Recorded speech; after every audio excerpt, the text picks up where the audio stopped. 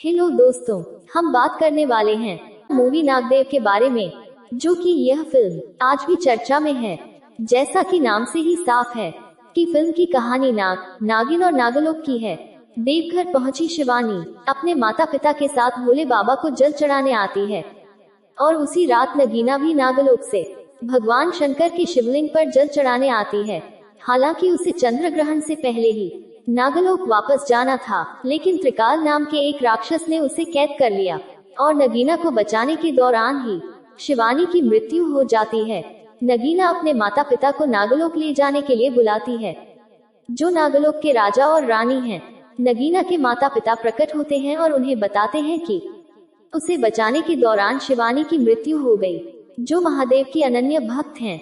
इसकी दोषी नगीना है, इसलिए वह नागलोक नहीं जा पा रही। नाग, नागिन और शिव के भक्त की है कहानी। नागेश्वर बताते हैं कि इसका एक ही उपाय है। इसके लिए उसे अपना शरीर त्याग कर शिवानी के मृत शरीर में प्रवेश करना होगा, और फिर जब वो जवान हो जाएगी और उसके माता पिता अपनी इच्छा से उसकी शादी कर देंगे, तब वह इस पाप से मुक्त हो जाएगी। नागेश्वर की ये सारी बातें त्रिकाल सुन लेता है और वह नगीना पर दोबारा हमला करता है।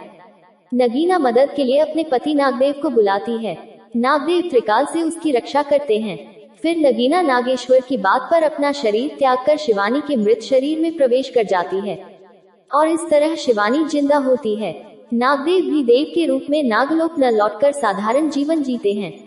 जब शिवानी जवान हो जाती है तो एक दिन नाग पंचमी के दिन वह मंदिर में पूजा करने जाती है, जहां राजन नाम का लड़का उसे छेड़ता है और फिर देव शिवानी को बचाता है।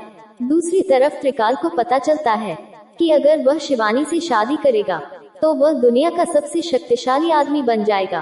फिल्म का राक्षस है त्रिकाल।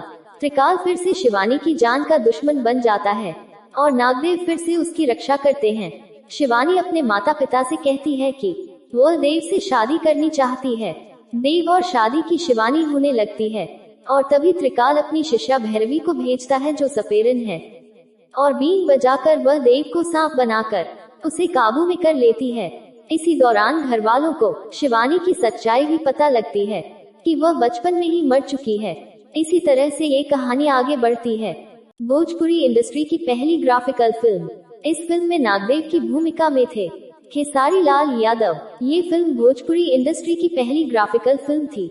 फिल्म में तालाब, नदी, समंदर और पहाड़ों से लेकर स्वर्ग तक का नजारा काफी खूबसूरत तैयार किया गया था। डायरेक्टर देव पांडे ने इस फिल्म के जरिए काफी हिम्मत वाला कदम उठाया था।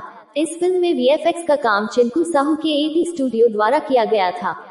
दोस्तों, अगर नागदेव फिल्म की कहानी आपको अच्छा लगे तो चैनल को सब्सक्राइब कीजिए। पूरा वीडियो देखने के लिए धन्यवाद।